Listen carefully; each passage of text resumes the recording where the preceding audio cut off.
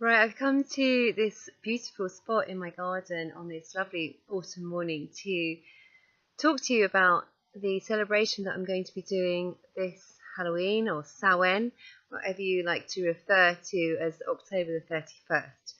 So for me on this particular day, I'm going to be honouring my ancestors. I've been really thinking about them lately and doing some work healing both my mother and my father lines going back. And as part of the plant path, I feel that it's really beautiful to connect with them and unlock that beautiful remembering that we have deep inside of us from the ancestors. So on this year, I will be having a very small ceremony here in my garden to honour those ancestors, those who came before me. So I'm not necessarily thinking of my really immediate descendants, those who I might have known or heard of or have a little family tree of, but really those who go way back.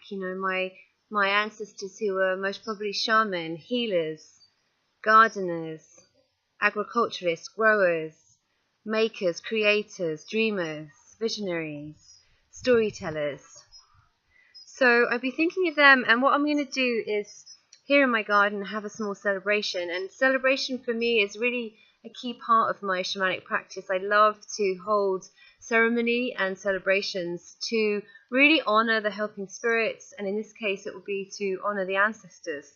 So what I thought I'd do is just talk you through some basic pointers if you are feeling like holding your own ceremony. And the idea about ceremony, I don't want that word to kind of trigger you or put you off, because ceremony really is a celebration. It's as simple as that. So it's a way to honor and celebrate whatever your intention is, whatever your focus is. So in my case, the intention is to celebrate and honor my ancestors. And it's really important actually for your ceremony to have a focus and to stay focused on that intention for the ceremony.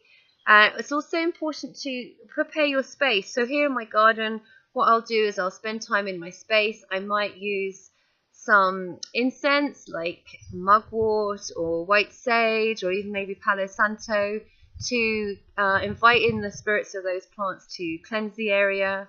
I'll sit in meditation for a while and connect to the spirit of the place as well, and all the helping spirits and nature spirits in my garden. I might even make a small centerpiece with there's some lovely autumn colours, the flowers and, not flowers rather, the leaves on the trees around me are really beautifully red, and there's some beautiful berries.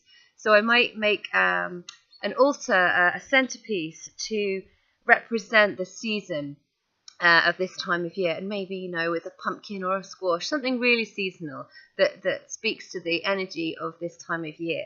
And then I usually will drum or rattle or sing, just really, and what I'm doing there is I'm trying to raise the energy, and I'll be calling to my helping spirits too, and my guardians, my helpers, my plant allies, calling to the ancestors to come and be in the space with me on this special evening.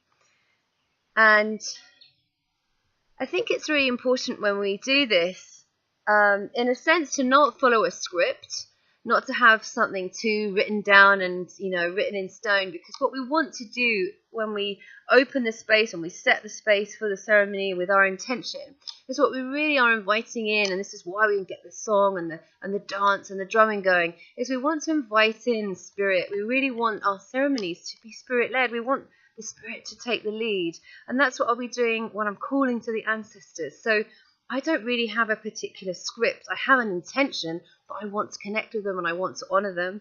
I might say a few words in thanks, giving my thanks. I mean, giving our gratitude and showing our thanks with offerings, maybe in the form of food or holy water, or just simply offerings of the bounty of Mother Earth, so like the lovely leaves and the squashes and pumpkins that I was talking about earlier. I will be lighting candles for my ancestors as well, probably one for my mother line, one for my father line, and any other candles or people who I'm really particularly thinking of. If there is a particular ancestor who has come to mind in the day, then I will be saying a few words in honor of them. And what I'll do after I kind of raise the energy and given my thanks, blessed my offerings, lit my candles, is I will be then pausing actually and sitting silently in meditation, feeling the presence of the ancestors and feeling for what comes. And to end the ceremony, I will be doing more drumming, more singing, more general absolute celebration of the ancestors. So that's an idea of a very quick ceremony to do to bless your ancestors or whatever you want to bless, and always giving thanks and making sure to close the space down at the end, giving thanks to the spirit of the place that's held it and any other helping spirits that have come, and just really saying thank you and announcing that the ceremony is over. And then it's really lovely to join with friends and share food, just really gather and have fun. So that's really my basic guidelines for a ceremony. And I'm going to show you this beautiful, well, what the remains really of a ceremony that we had here on Sunday, down there. So I'll just try this angle. You can probably see some lovely candles. That was some beautiful candles and offerings that were left from our ceremony that we had here on Sunday, that was honouring and giving gratitude to Mother Earth. So have fun with your ceremony. Don't get too hung up about it. Allow Spirit to come and take the lead, because remember, Spirit's reading your heart, not your words. So it's all the intention behind it and what your heart is longing for, and what your heart's desire is, and what that intention behind it, that's what the Spirit's reading, and that's what they're reacting to. So have fun and happy Samhain, happy Halloween.